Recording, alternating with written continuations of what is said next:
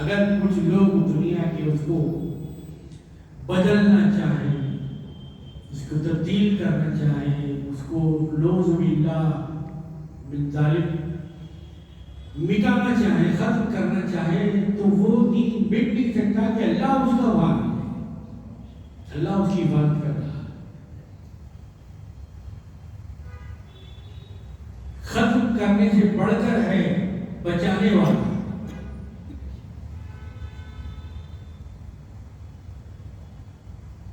جب اللہ پاک دین کی حفاظت فرما رہا ہے تو دین کی حفاظت کرنے والوں کی بھی حفاظت اللہ تعالیٰ فرما رہا ہے۔ حقیقت میں تو دین کی حفاظت کرنے والا اللہ تعالیٰ ہی ہے، لیکن جو اس دین کی تعلیمات میں فنا ہو گیا تو اللہ تعالیٰ نے اس کو عالم دین کا لقب دیا۔ اس دین کی کتاب آیتوں میں جو فنا ہو گیا تو اللہ تعالیٰ نے اس کو حافظ قرآن کا لقب دیا۔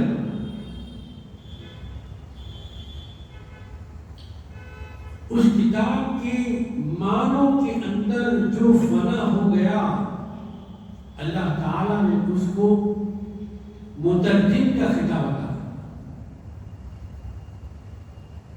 اس کتاب کی تفسیر کے اندر جو فنا ہو گیا، مٹ گیا، اپنے آپ کو غرق کر دیا، تو اس کو مفسر قرآن کہا جاتا۔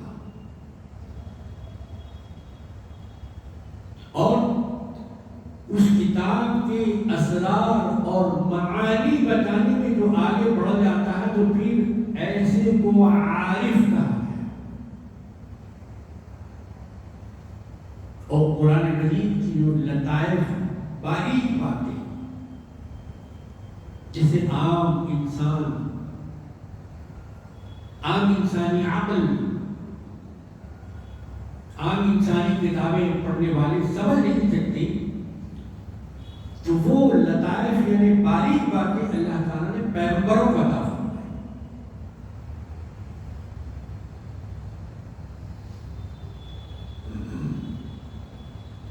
جیسے رسول میں اور نبی میں فرق ہوتا ہے۔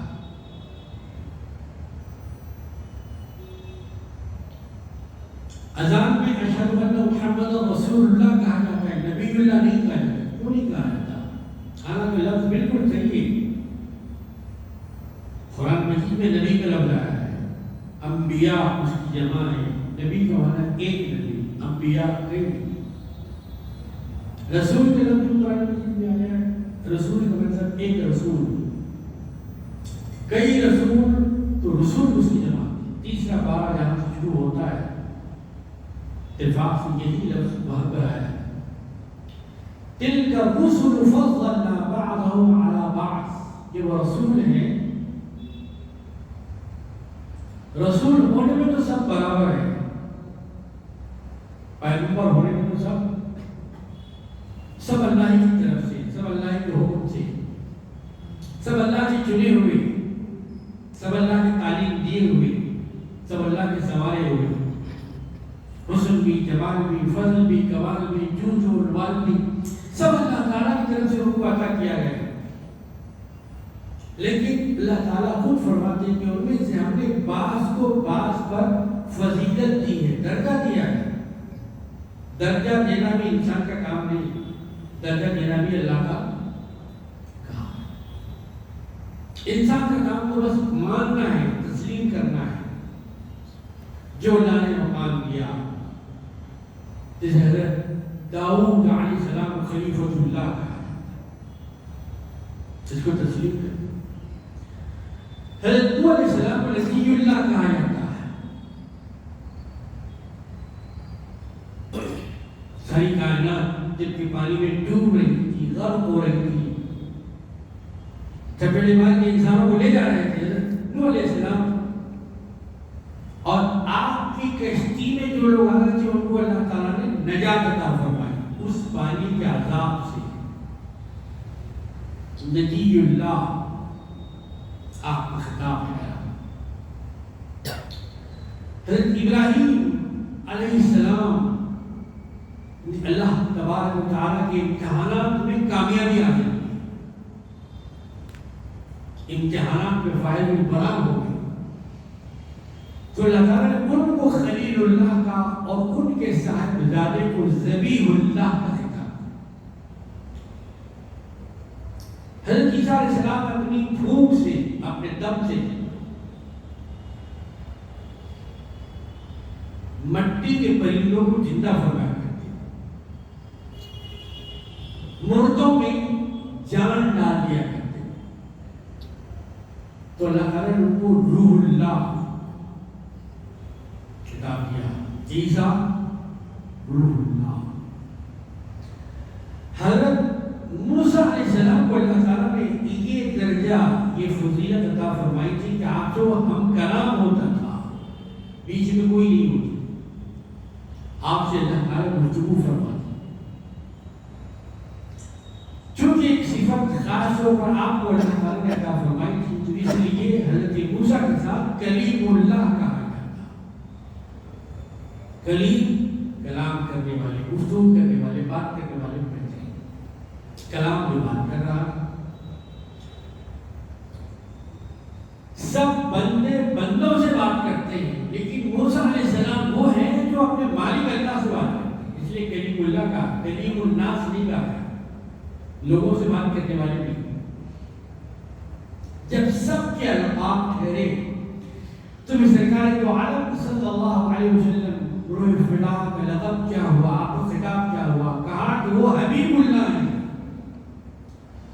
اس لیے حبیب اللہ ہے کہ سب اللہ کو چاہتے ہیں اور اللہ تعالیٰ سرکار دو عالم صلی اللہ علیہ وسلم کو چاہتا ہے۔ وَلَسَوْفَ يُعْطِيكَ رَبُّكَ فَتَرْضَىٰ۔ تو یہ باتیں علم سے بھی آتی ہیں کہ سمجھنے کا ذریعہ عقل بھی ہے، لیکن عقل بھی ایک حد تک انسان کے ساتھ چلتی ہے اور اس کے بعد اپنا ہاتھ چھوڑ دیتی ہے۔ ایک آدمی سخت بیمار ہوتا ہے، ہر دوا، ہر دارو، ہر گولی، ہر نسخہ آزما لیا جاتا ہے، اس کے بعد تبھی ڈاکٹر ہاتھ چھوڑ دیتے ہیں کہ صاحب اب ہماری جو پڑھائی تھی، ہمارا جو نسخہ تھا یہاں ختم ہو گیا، اب دوا ختم ہو گئی، اب یہاں سے دعا شروع ہو گئی۔ مطلب عقل نے ساتھ چھوڑ دیا۔ دعا کا تصور اسی مذہب میں اور مذہب اسلام میں دعا کی اتنی اہمیت، اتنی قدر، اتنی فضیلت بتائی گئی۔ اگر کوئی آدمی عبادت کر رہا، دعا اگر چھوڑ رہا ہے تو وہ مقصد کو چھوڑ رہا ہے۔ الدعاء مخ العبادہ، کہ دعا کو بیکار محض نہ سمجھو، دعا چند کلمات کا مجموعہ نہیں ہے، بلکہ دعا کو اللہ تعالیٰ نے عبادت کا مقصد قرار دیا، حاصل قرار دیا، کریم قرار دیا۔ تو سرکار دو عالم صلی اللہ علیہ وسلم کے ذریعے اللہ تعالیٰ نے اس دنیا کو علم کی دولت عقل کے ساتھ ساتھ عطا فرمایا۔ وَعَلَّمَكَ مَا لَمْ تَكُنْ تَعْلَمُ، اور آپ کو اللہ تعالیٰ نے وہ علم دیا، وہ معلومات کہ خزانے اور خزینے اللہ تعالیٰ نے عطا فرمائے جو کسی اور پیغمبر کو نہیں عطا فرمائے۔ اس لیے پیغمبر حاضر کی باتیں، غیب کی باتیں، موجود کی باتیں ساری کھول کھول کے بیان کرتے ہیں، بالکل وضاحت کے ساتھ، بالکل روشنی کے ساتھ، ہدایت کے ساتھ۔ اللہ مکہ مالک تکن، تو وہ جو علم کی دولت سرکار دو عالم صلی اللہ علیہ وسلم کو عطا کی گئی تھی، آپ کی امت کو بھی وہ دولت عطا کی گئی۔ ساری دولتیں ختم ہو سکتی ہیں، سارے خزانے خالی ہو سکتے ہیں، لیکن علم کی دولت ایسی دولت، یہ دولت کبھی ختم ہونے والی نہیں ہے۔ جتنا خرچ کرتے جائیں گے، مطلب جتنا آپ کھول کھول کے بتاتے جائیں گے، اتنا ہی اس کے اندر اضافہ آپ کی معلومات کہیں نہیں جائیں گے۔ جو شیئر کرنا ہے، علم کو شیئر کرنا ہے، ایک دوسرے کو پہنچانا ہے، ارسل یرسل ارسالا، ترتیل کرنا ہے الفاظ اور معانی کی۔ چنانچہ سرکار دو عالم صلی اللہ علیہ وسلم ارشاد فرماتے ہیں فَلْيُبَلِّغُ الشَّاهِدُ الْغَائِبَ۔ جب حضور اکرم صلی اللہ علیہ وسلم ارشاد فرماتے کچھ دین کی باتیں وہی آتی، نئے احکامات ہوتے، تعلیمات آپ کو فرمانی ہوتی، تو ظاہر ہوئے لوگ تو اس وقت موجود نہ ہوتے، کچھ کاروبار میں لگے ہوئے ہیں، کچھ سرحدوں پر گئے ہوئے ہیں، کچھ تجارت میں لگے ہوئے ہیں۔ تو جتنے لوگ وہاں پر رہتے تھے ان کو یہ باتیں سرکار دو عالم صلی اللہ علیہ وسلم ارشاد فرماتے ہیں۔ ایک بات ہوگی، پھر اس کا دوسرا پہلو یہ ہے کہ وہ جو مجلس میں ہوتے تھے، وہ جو محفل میں ہوتے تھے یا مسجد میں ہوتے تھے، ان کو یہ تھا کہ جو بھائی نہیں آئے ان تک یہ باتیں آپ کو پہنچانا لازم ہے۔ خالی سن کر آپ تک رکھ لینا نہیں، بلغ یبلغ تبلیغا وہو مبلغ، پہنچانے والا۔ بلغوا عنی ولو کان آیہ، یا ولو آیہ، پہنچا دو میری بات، میرا حکم، میرا فرمان، میری حدیث، میرا کلام، اگرچہ وہ ایک آیت، ایک جملہ، ایک ٹکڑا، ایک حصہ تھوڑا سا ہی کیوں نہ ہو۔ بھئی یہ تو چھوٹی بات ہے، کسی کیا پہنچایا جائے، ایسا نہیں سمجھنا چاہیے۔ ایک جملہ بھی اگر آپ تک پہنچائے اچھائی کا، بھلائی کا، سچائی کا، تو اسے دوسروں تک پہنچانا یہ آپ کی ذمہ داری ہے۔ اب کوئی باتیں ایسی ہوتی ہیں کہ آپ پھیلاتے ہیں، آپ بولتے ہیں، کیا آپ اس وقت عالم ہوتے، فاضل ہوتے ہیں، کامل ہوتے ہیں، خطیب ہوتے ہیں، مفتی ہوتے، نہیں ہوتے۔ آپ کو بات معلوم ہوئی، اب اس کے لیے سند کی ضرورت، ہاں بعض باتیں ایسی ضرور ہوتی ہیں جن کے لیے سند ضروری ہوتی ہے۔ جو وہ تعلیمات پڑھ کر سند حاصل کیے ہیں وہ بات بتلا سکتے ہیں۔ اس لیے جب حجت کا وقت آتا ہے تو بھی سند بتانا ضروری ہو جاتا ہے۔ اس لیے پوچھتے آپ کہاں سے فارغ ہو، تحصیل ہے، کہاں سے آپ نے پڑھا ہے۔ تو علم کی یہ دولت اس امت میں صحابہ میں آئی، اہل بیت میں آئی، خلفائے راشدین میں آئی، خلفاء تابعین میں آئی، تبع تابعین میں آئی، امام اعظم رضی اللہ عنہ میں آئی، آپ کے شاگردوں میں آئی، غوث اعظم رضی اللہ عنہ میں آئی، پھر آپ کے مریدوں میں آئی۔ وہاں سے چلتے ہوئے یہ علم کی دولت ساری دنیا کے اندر پہنچ۔ علم کو پہنچنے کے لیے سرحدوں پہ کوئی لنک ٹوٹا کہ بھائی آپ کا پاسپورٹ کہاں ہے، آپ کا ویزا کہاں ہے، آپ کے پاس پرمٹ کہاں ہے۔ علم کو کسی پرمٹ کی ضرورت نہیں، علم خود ایک پرمٹ ہے، علم خود ایک اجازت ہے۔ اس لیے علم کی سرحدیں نہیں ہوتی۔ جو عالم مغرب میں عالم ہے اس کو مشرق میں مانا جائے گا، جو مشرق میں عالم ہے تو اسے مغرب میں مانا جائے گا۔ ماننے کے لیے اب سے کوئی ثبوت مانگا نہیں جائے۔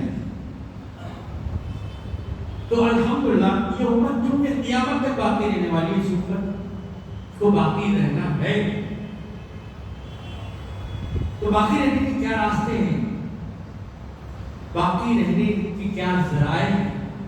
تو ان میں ایک بڑا ذریعہ علم کا ہے۔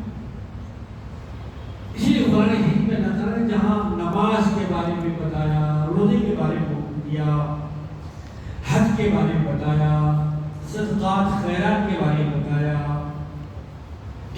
نکاح کی حفاظت کے بارے میں بتایا، شراب کی حرمت کے بارے میں بتایا، پاک رزق کی حلت کے بارے میں بتایا، وہیں پر اللہ تعالی نے بتایا کہ اس امت میں ایک جماعت رہے گی مستقل،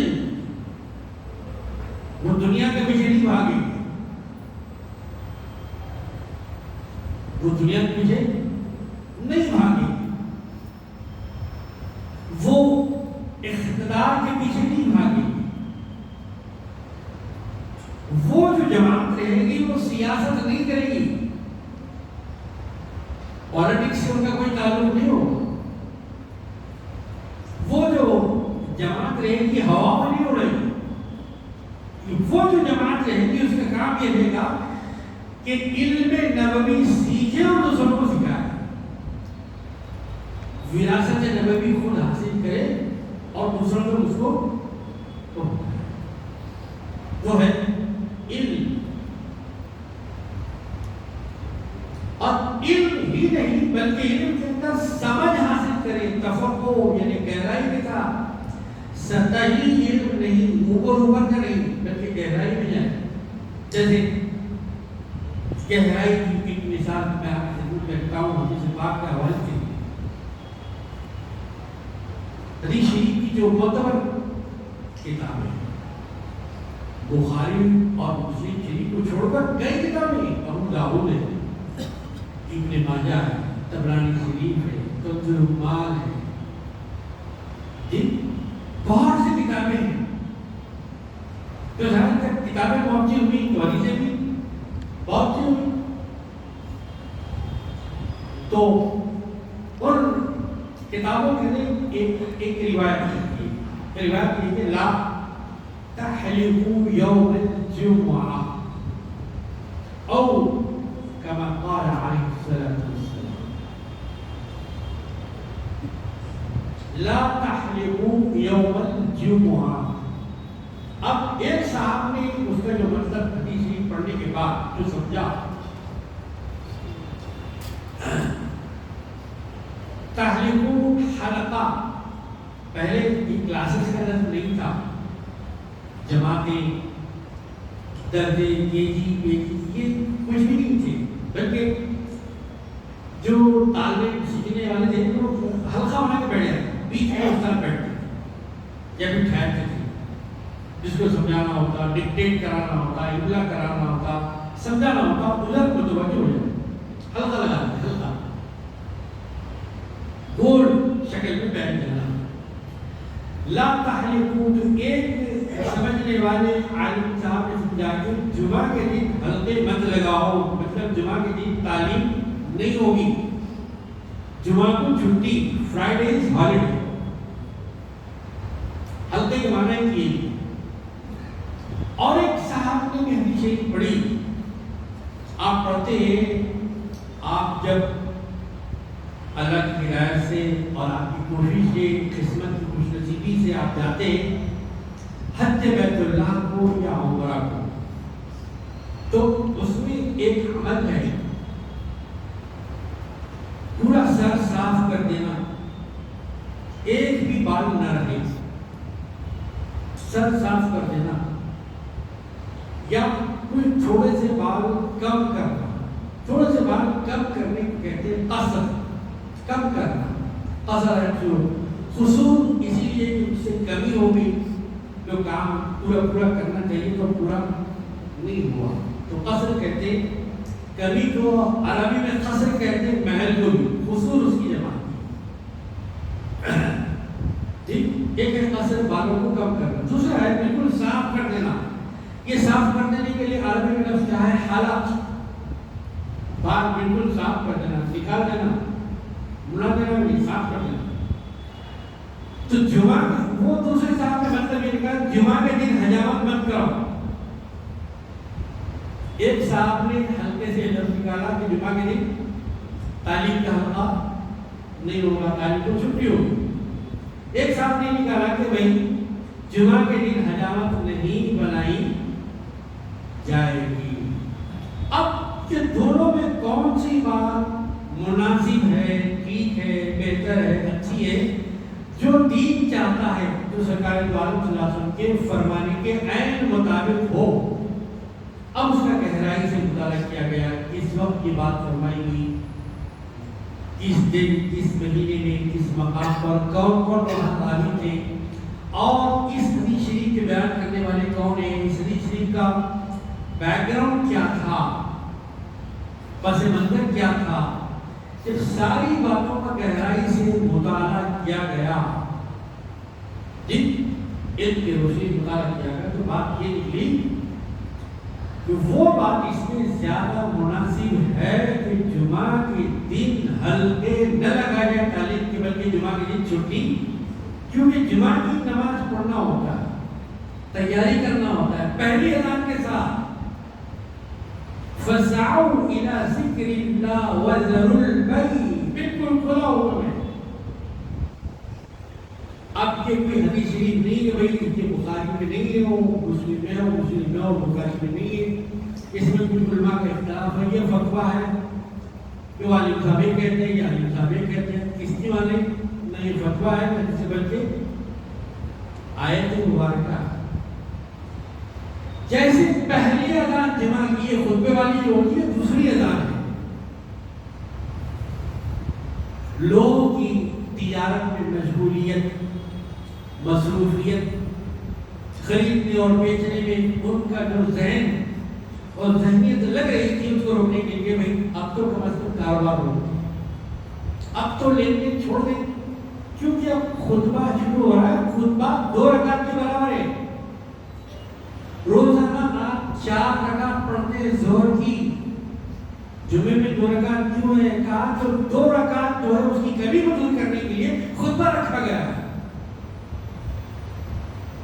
یہ جو خطبہ ہے، جو خطبہ اولا خطبہ ثانیہ 2 رکعت کے برابر ہے، یہ 2 رکعت کا خطبہ ہو، 2 رکعت آپ پڑھیں، اس طریقے سے پورے 4 رکعت آپ نے جمعے کے دن ادا کیے۔ اس لیے خطبے کے دوران نماز پڑھنا، وظیفہ پڑھنا، فون دیکھنا سب منع ہے، کھانا پینا سونا جبکہ مارنا سب نہ جائے، کہ وہ خطبہ 2 رکعت کے برابر۔ عربی خطبہ، یہ جو عربی خطبے سے پہلے ہوتا ہے، خطبے کا ترجمہ ہوتا ہے کہ آج کے خطبے میں کیا کہا جا رہا ہے، آپ کو کیا ہدایات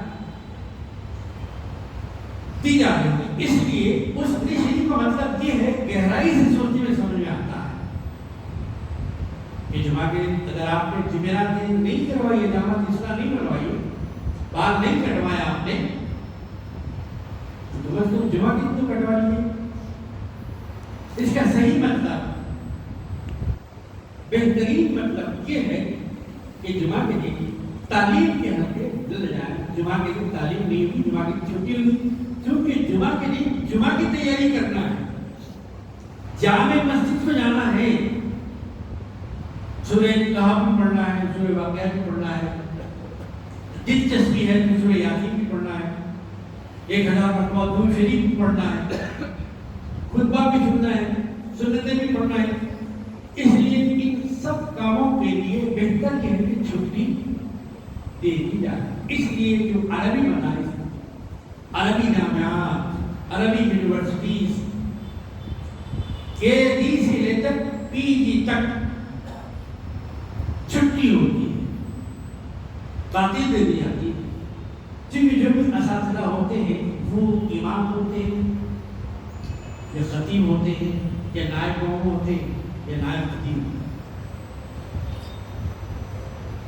تو یہ سمجھ کا جو تعلق ہے، فہم کا، وہ بڑا گہرا تعلق ہے، اس کو اسلام میں بڑی اہمیت دی ہے۔ سمجھدار آدمی کا اکرام کرنا چاہیے، احترام کرنا چاہیے، اسے عزت دینی چاہیے، کیونکہ اس کے سینے میں سرکار دو عالم صلی اللہ علیہ وسلم کا علم مبارک ہے، سرکار دو عالم صلی اللہ علیہ وسلم کی تعلیمات ہیں، احادیث نے یاد کیا ہے۔ الحمدللہ ہمارے شہر میں حاصل ہے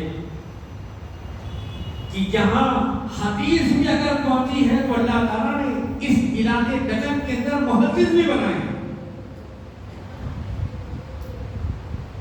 بہت سے ہوئے حدیث کی خدمت کرنے والے، لیکن اللہ تعالیٰ کی شخصیت کو فضیلت، درجہ، مقام تعلیم کے ساتھ ساتھ ان کا تقویٰ، ان کی طہارت، جی ان کی عبادت، ان کا ورع، وہ تھے حضرت علامہ مظفر حسین نقشبندی رحمۃ اللہ علیہ کے صاحبزادے حضرت علامہ عبداللہ شاہ صاحب نقشبندی قادری مجددی رحمۃ اللہ،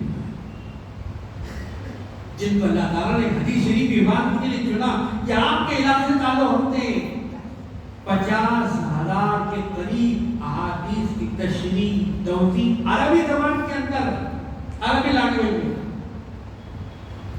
یہ دکن کے لوگوں کے لیے بہت بڑا اعزاز ہے.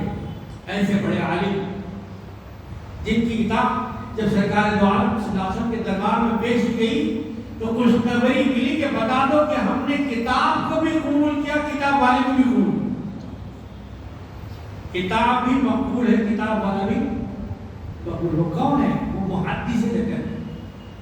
حدیث پڑھتے پڑھاتے فتوا دیتے دلاتے آپ کی ساری زندگی گزر گئی. آپ کی عبادت تقوی کا یہ عالم تھا کہ عام اوقات میں اگر آپ اٹھنا اور بیٹھنا چاہیں، ایک ہونے کے بعد، عمر ہونے کے بعد 2 آدمی اٹھا دو بیٹھا پکڑ کے اٹھا دیتے ہو عام کاموں کے لیے. لیکن جب عبادت کے لیے، نماز کے لیے، تراویح کے لیے ایک مرتبہ کو کھڑا کر دیا جاتا تو پھر کسی کے پکڑنے کی ضرورت نہیں ہوتی. بات ختم ہونے تک وہی طاقت آپ کے اندر باہر رہتی. اب کھلا اس سے معلوم ہو رہا ہے کہ یہ جسمانی طاقت نہیں تھی بلکہ یہ روحانی طاقت تھی. ایسے بندے آج بھی ہیں، لیکن کیا ہماری نگاہوں میں وہ پہچان ہے؟ ہماری بصیرت میں وہ روشنی ہے؟ اگر روشنی ہے آپ کے پاس تو بالکل نظر آتی ہے. حکیم کو بوٹی نظر آتی ہے. طبیب جب نفس پکڑاتا ہے تو مرض ڈاکٹر اندر نہیں گیا، کوئی آلہ اندر نہیں گیا، صرف انگلیاں رکھ کر کہتا ہے کہ یہ مرض تم کو، جب یہ ظاہری آدمی کہہ سکتا ہے تو باطنی آدمی کیا کچھ نہیں کہہ سکتا، بہت کچھ کہہ سکتا ہے. وہ محدث ہے. اب جب شاگرد کا یہ عالم ہے تو استاد کا عالم کیا ہوگا؟ استاد کون تھے؟ کہ شیخ الاسلام والمسلمین امام احمد شاہ محمد انوار اللہ فاروقی رحمۃ اللہ علیہ، خلیفہ سیدنا عمر فاروق رضی اللہ تعالیٰ عنہ کے 40ویں شہزادے. اس امت کے لیے اہل بیت نے اپنا خون دیا ہے. امام حسن نے، امام حسین نے، علی اکبر نے، علی اصغر نے رضی اللہ تعالیٰ، حضرت امیر حمزہ رضی اللہ تعالیٰ، حضرت عباس رضی اللہ تعالیٰ، اہل بیت نے خون دیا اور علماء کرام نے اپنے قدموں کی سیاہی دی. اس خون دینے کے لیے کو تیار کیا گیا، قدموں کی سیاہی کے لیے علماء کو تیار کیا. ایزان محترم، تو یہ امت کبھی بھی ضلالت اور گمراہی پر نہیں جا سکتی. اس کے اندر پیغمبر کے بعد ہادی پیدا ہوتے رہیں گے، علماء کی شکل میں، زاہدین کی شکل میں، فقیہوں کی شکل میں، مفتیوں کی شکل میں، امام اعظم کے شاگردوں کی شکل میں، امام اعظم کے تابعین کی شکل میں.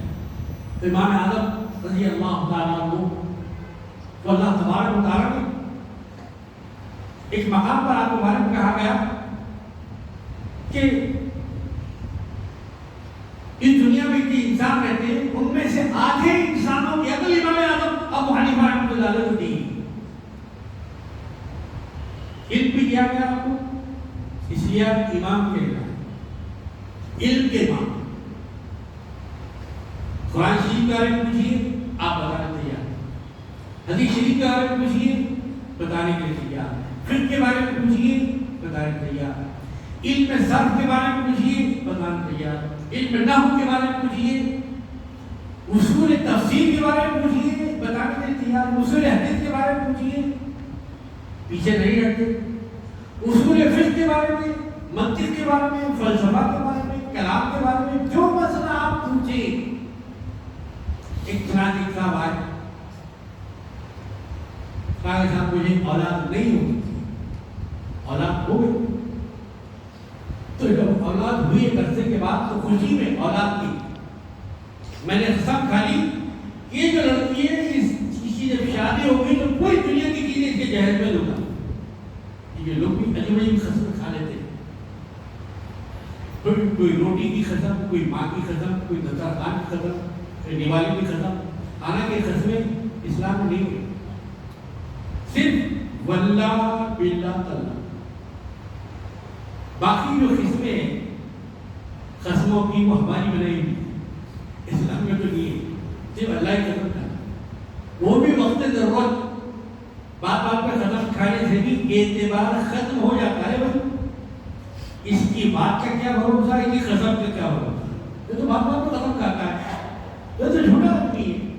اس کی قسم کا کوئی اعتبار، جب قسم کا کوئی اعتبار نہیں بات کا اعتبار کہاں سے ہوگا.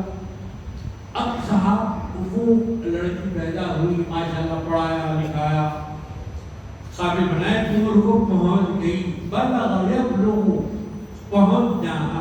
اسی لیے جو عمر کو پہنچ جاتا ہے اس کو کہتے ہیں بالغ. ٹھیک. اب شادی کا مرحلہ کتنا آسان ہے، کتنا کٹھن ہے. ان والدین سے پوچھئے جن کے گھروں میں بچیاں بیٹھی، پیسہ ہے تو رشتہ نہیں آتا، رشتہ آتا ہے تو پیسہ نہیں ہوتا.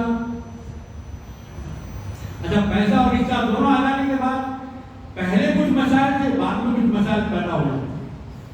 اسی لیے یہ عقد کے موقع پر جو دعا ہے بڑی خاص دعا ہے، جو دعا کی جاتی ہے، دعا کی جانی چاہیے. اللہ سے نہیں مانگیں گے تو کس سے مانگیں گے؟ جا کے اللہ ہی سے مانگنا ہے نا. اس میں کیا دعا کی جاتی ہے؟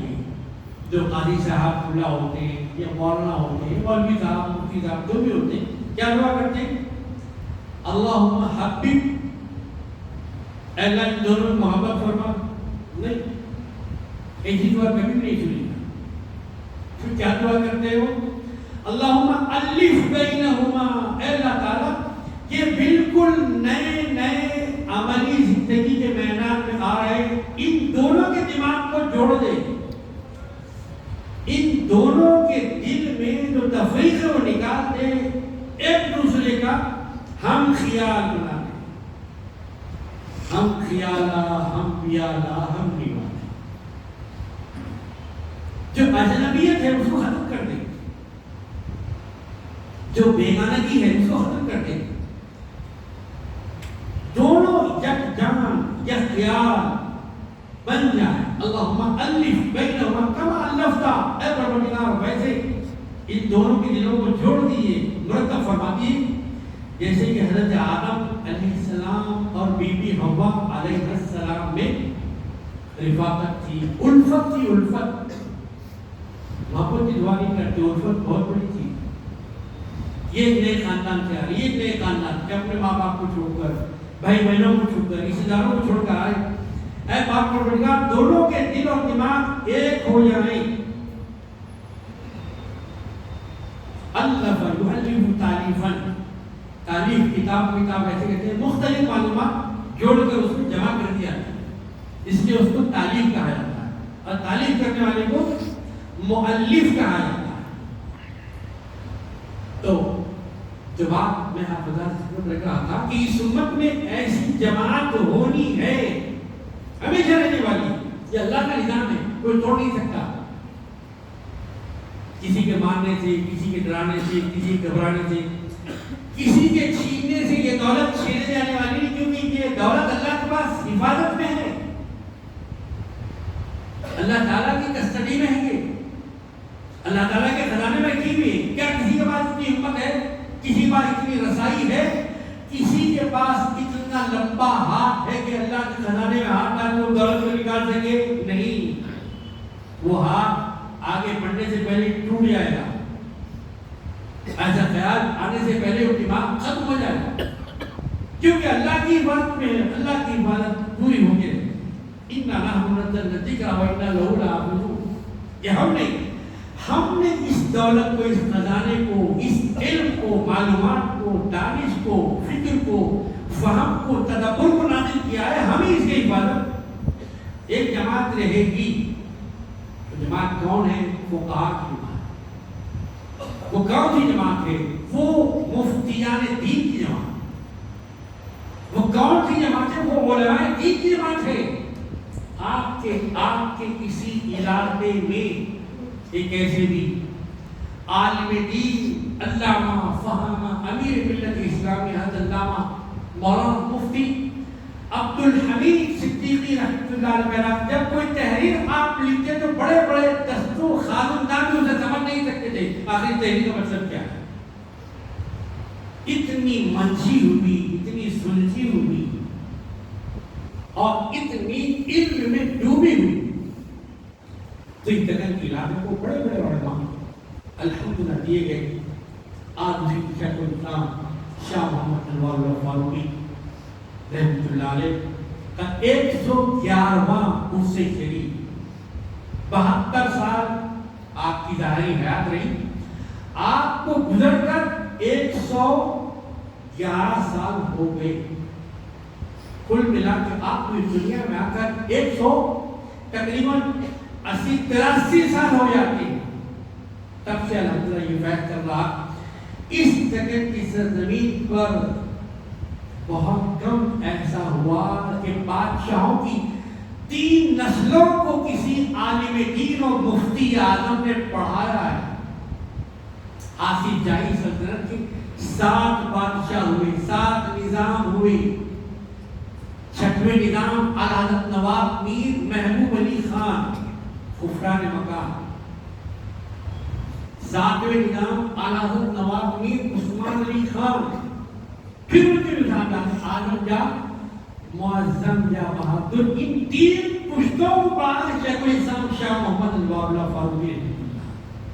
ان کی بسم اللہ سے لے کر تسمیہ خانی سے لے کر تک نشینی تک آپ کے ذریعے وہ کام الحمدللہ اللہ تبارک و تعالی لیا کہ ساری دنیا کے اندر، امریکہ کے اندر، کیرلا کے اندر، مالدیپ کے اندر، بنگلہ دیش کے اندر، یمن کے اندر، فرانس کے اندر، یہاں تک کہ جامع ازہر کی سرزمین، مصر کی سرزمین پر علماء کاملانہ کے الحمدللہ خدمات رہی. یہ الگ بات ہے کہ ہمیں نہیں معلوم، ہم نے پڑھا نہیں.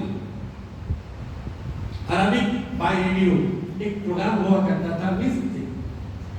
اس میں جامع کے 2 علماء کرام حضرت مولانا سید جعفر محی الدین قادری نظامی رحمۃ اللہ علیہ، مولانا مفتی محمد امیر الدین نظامی قادری رحمۃ اللہ علیہ باضابطہ لیکچرز دیا کرتے تھے، سبق پڑھایا کرتے تھے. ریڈیو کے ذریعے ساری دنیا کے طلباء کو عربی سکھایا کرتے تھے.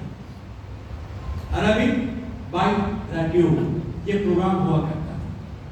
فرانس کی سرزمین پر حضرت علامہ ڈاکٹر حمید اللہ جنہوں نے فرانس زبان میں قرآن مجید کا ترجمہ کیا، 1 کروڑ کاپیاں اب تک سعودی گورنمنٹ نے چھاپ کر ساری دنیا میں تقسیم کر دی.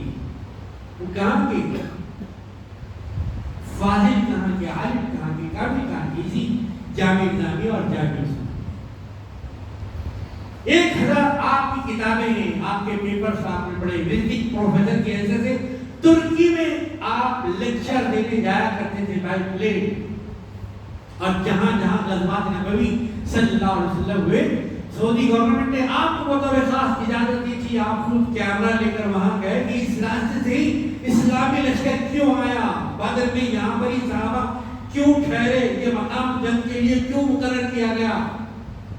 یہ ساری اسٹڈی، یہ ساری تحقیق ڈاکٹر حمید اللہ نے. تو کہاں کے تھے؟ تو دکن کی سرزمین، فرانس کی سرزمین پر 30 سے لے کر 40,000 تک لوگوں نے ان کے ہاتھ میں اسلام قبول کیا.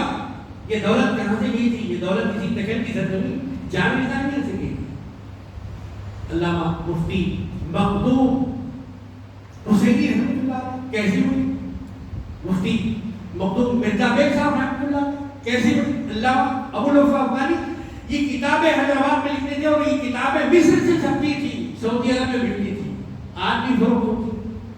ماضی سے عبداللہ شاہ صاحب رحمۃ اللہ علیہ کتاب زیاد المساوی حیدرآباد میں چھپی, انڈیا میں چھپی, یہ مصر کے اندر بھی چھپی ہے, بیروت کے اندر بھی چھپی ہے, انگلینڈ اور بھی اس میں چھپا ہے. معتبر کتاب کنز العمال کے نسخہ جو سب سے پہلی مرتبہ انڈیا حیدرآباد دکن کی سرزمین سے چھپا, کہیں سے نہیں چھپا تھا.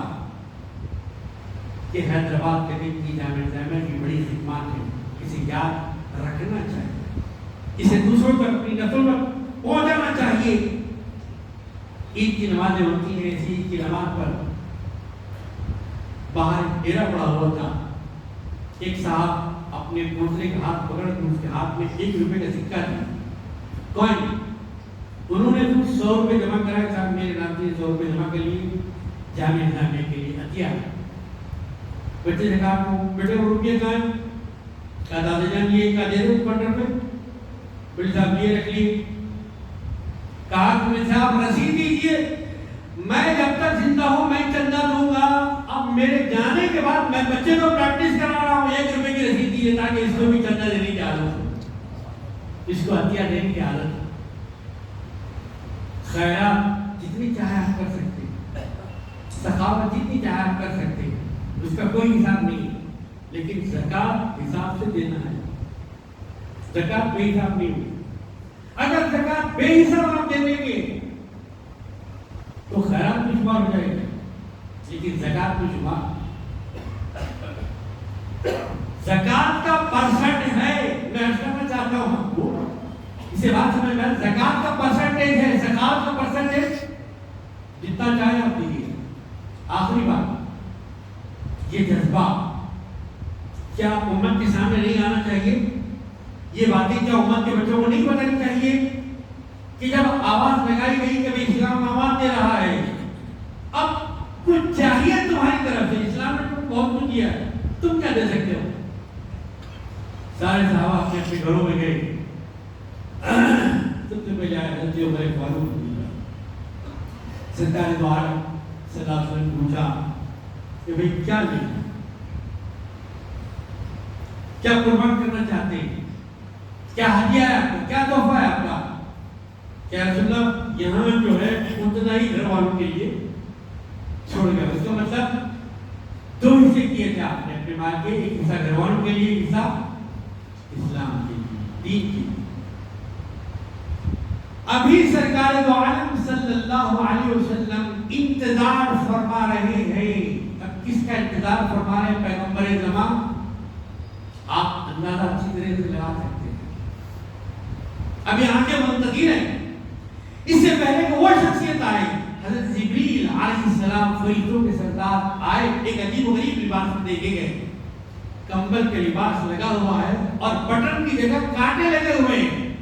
سرکار دو عالم صلی اللہ علیہ وسلم کی پوچھنے کو بتایا کہ یا رسول اللہ, اللہ کے حبیب نے آج محبت دین میں یہ لباس اختیار کیا, اللہ کا حکم آ کے سارے فرشتے یہی لباس پہنے. اللہ اکبر. کیا مقام ہے حضرت ابوبکر صدیق رضی اللہ تعالیٰ عنہ کا, بالتحقیق بھی وہ اول ہے, بلا تحقیق بھی وہی اول ہے. تحقیق کی ضرورت نہیں, سرکار نے جب بنا دیا تو پھر تحقیق کی ضرورت کیا ہے؟ اب یہ وزن شرعی کے لیے کہ جملے میں وزن پیدا کرنے کے لیے کہتے ہیں.